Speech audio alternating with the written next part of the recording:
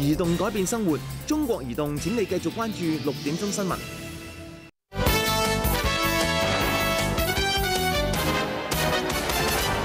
繼續6點鐘新聞，港大最新民調顯示，接近一半嘅受訪者不滿立法會議員整體嘅表現，係5年幾以嚟嘅新高。陳興昌報導。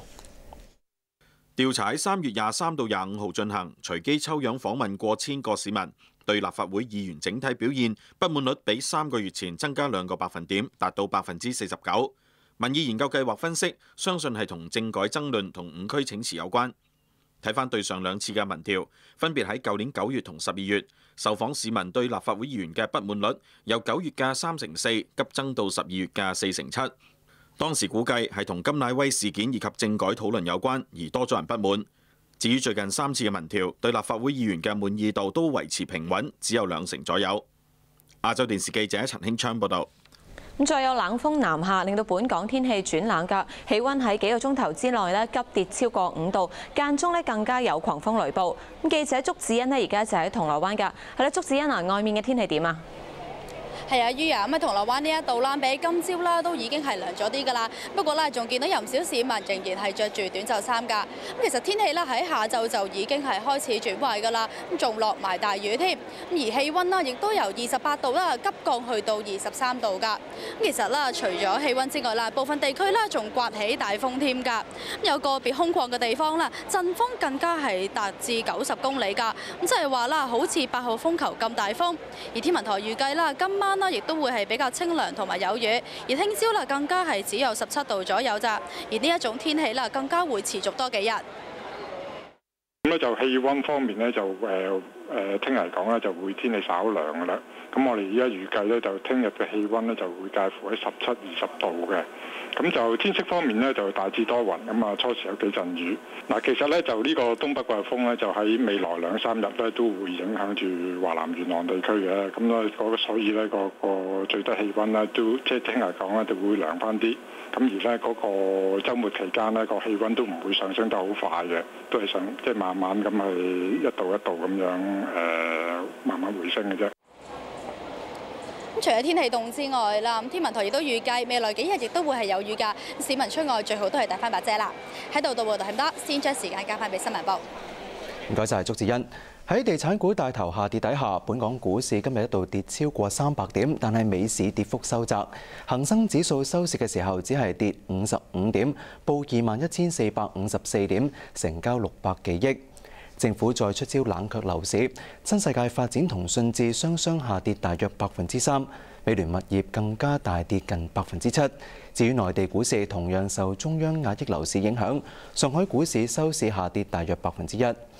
人民銀行今日再發行3年期票據，抽走市場資金，發行額高達900億元人民幣，比上次急增5倍，顯示收緊銀根嘅力度加大。明朝水墨畫名畫家石濤嘅珍品《杜甫詩二冊》將會喺本港拍賣嘅，估價高達1億2千萬，創下咗本港書畫冊拍賣估價最高嘅紀錄。係咁，拍賣行就話經濟好轉，吸引咗更加多嘅內地人買古畫投資，成交價亦都屢創新高。預計未來嘅交投同埋成交價將會越嚟越高。歐志良報導。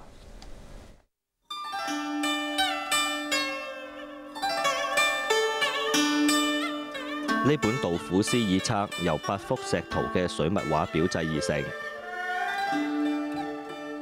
石濤係明朝嘅名家，係明末4僧之一。佢嘅畫作別具創意，而名家張大千早年亦都係以模仿石濤嘅畫而聞名。石濤嘅畫有乜嘢特別呢？好似呢幅用咗掃筆嘅手法表現滂沱大雨嘅情景。巧妙咁利用墨色濃淡，表現出層次同埋空間感。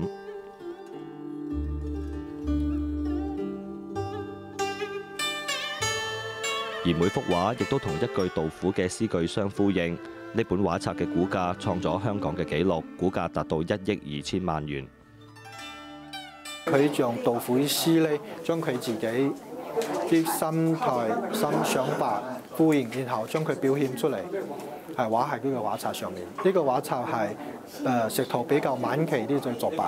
石濤嘅畫冊咧係真係歷來香港書畫拍賣嘅股價應該係股價最高嘅一件啦。拍賣行就話啦，隨住中國嘅經濟越嚟越好，古畫拍賣市場亦都越嚟越火熱，越嚟越多人會購入古畫作為投資之用。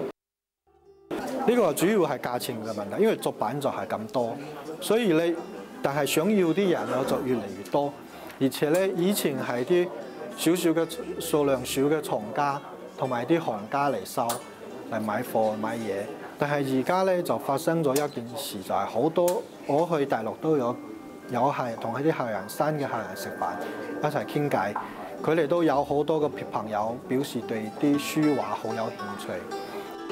尤世芬話：除咗中國人之外，外國人亦都開始對中國嘅古畫有興趣，開始喺市場上面收集中國名家嘅水墨畫。亞洲電視記者歐志良報道。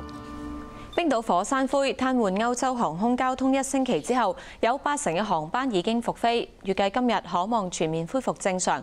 業界就估計禁飛令帶嚟嘅損失高達20億美元，要求歐洲各國政府作出補償。陳正廷報導。火山灰影響減弱，歐洲多國陸續重開機場，大約有80%航班已經恢復正常，有超過22,000幾班機復飛，估計今日就可以全面恢復航班運作。不過喺較接近冰島嘅英國、愛爾蘭同法國，部分機場仍然受到航空限制。業界指6日嘅停飛令令到航空公司損失高達20億美元，要求政府仿效美國政府喺911襲擊之後嘅做法，向航空公司作出賠償，以補償業界嘅損失。至於滯留喺西班牙嘅英國旅客，就乘坐軍艦抵達英國。英國旅遊業界估計仍然有15萬嘅英國人滯留外地。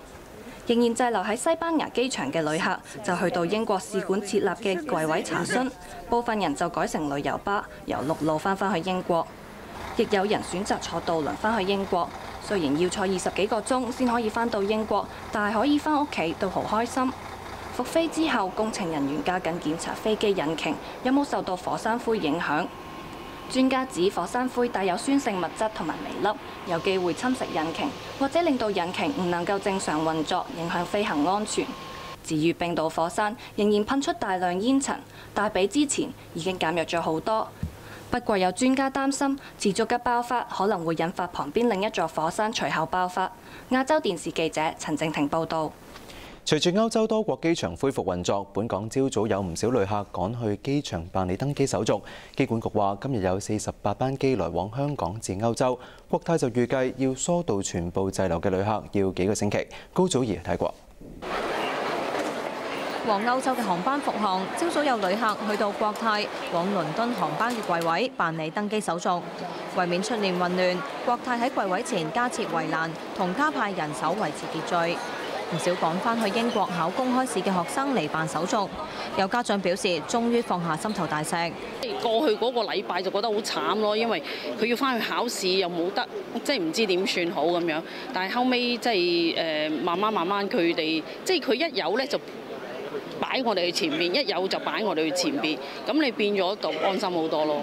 另一邊亦都有大批滯留嘅旅客喺櫃位前等候補機位，不滿要無了期等候。